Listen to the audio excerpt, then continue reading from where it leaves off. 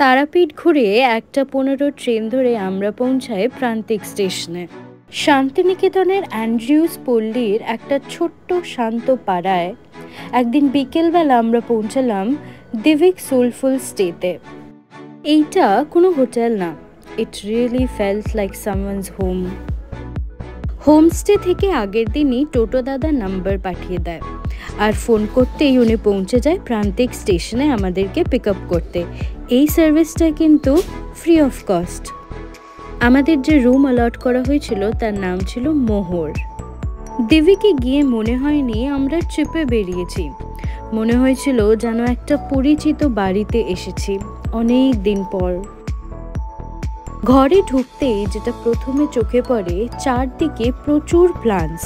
টেবিলের উপর ছিল একটা সুইট লিটল টি সেটআপ, নিজের মতো চা বানানোর একটা ছোট্ট কর্নার, সাথে ছিল 3টে জলের বোতল, আর তার পাশেই একটা work desk, simple but functional.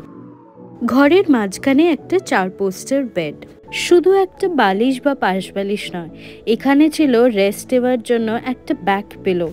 It was perfect for ultimate relaxation.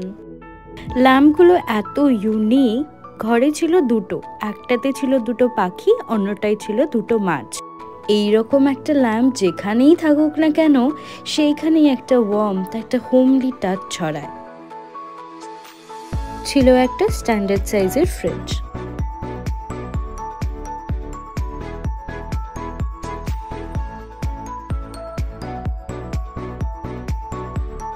এই আলমিরাটা যেন শান্তিনিকেতনের একটা টুকরো, হ্যান্ড পেইন্টেড টেক্সচার আর ভাইব্রেন্ট কালার।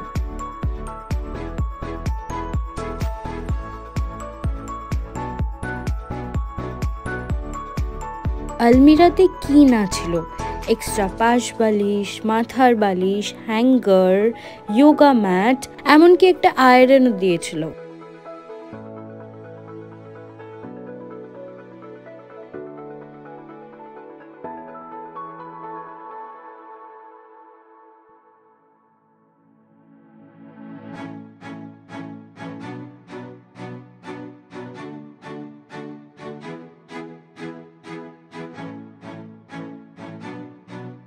যেখানে চোখ যাচ্ছিল কিছু না কিছু হার্ট টাচিং, হ্যান্ডমেড, একটা টেবিল ম্যাট, একটা রাগ, কিছু framed photo, black and white photo, সব কিছুর মধ্যেই ছিল একটা ওয়ার্মথ।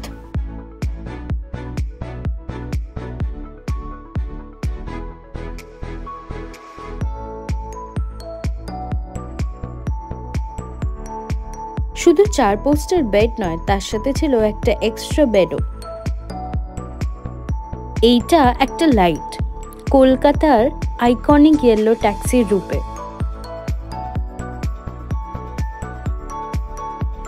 শেষে আসি বাথরুমে, সুন্দর পরিষ্কার সব কিছু ছিল, টয়লেট্রিজ থেকে গাছপালা পর্যন্ত। ওইখানেও একটা ছোট্ট গাছ ছিল, যেটা দেখে মনে হলো এই জায়গাটায় যেন প্রাণ আছে।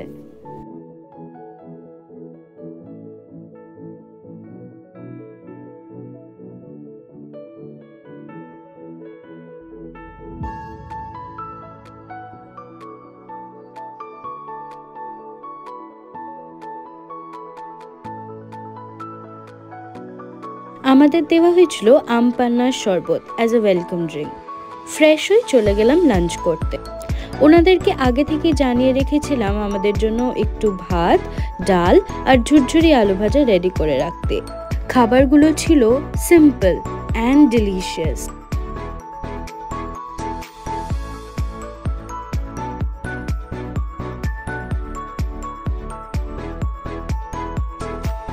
অনেকদিন পর দেখলাম লাল মেঝে, এটা ছিল ওদের খাবার ঘর। এটাও ছিল প্রচুর প্লান্টস এবং ছবি দিয়ে ওয়েল ডেকোরেটেড। চলে গেলাম একটু ছাদে। ছাদের পথটাও সুন্দরভাবে ছবি এবং গাছ দিয়ে সাজানো।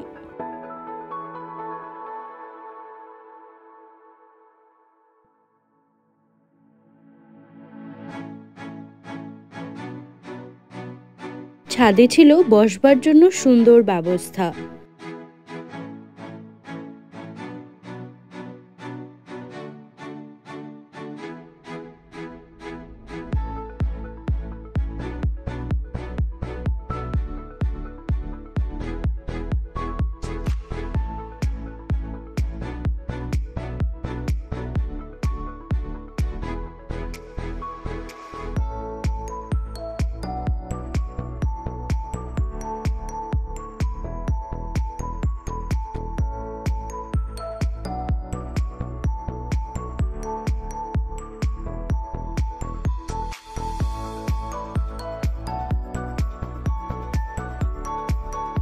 যেদিকে তাকাচ্ছিলাম সেখানেই গাছ, মনটা ভরে যাচ্ছিল।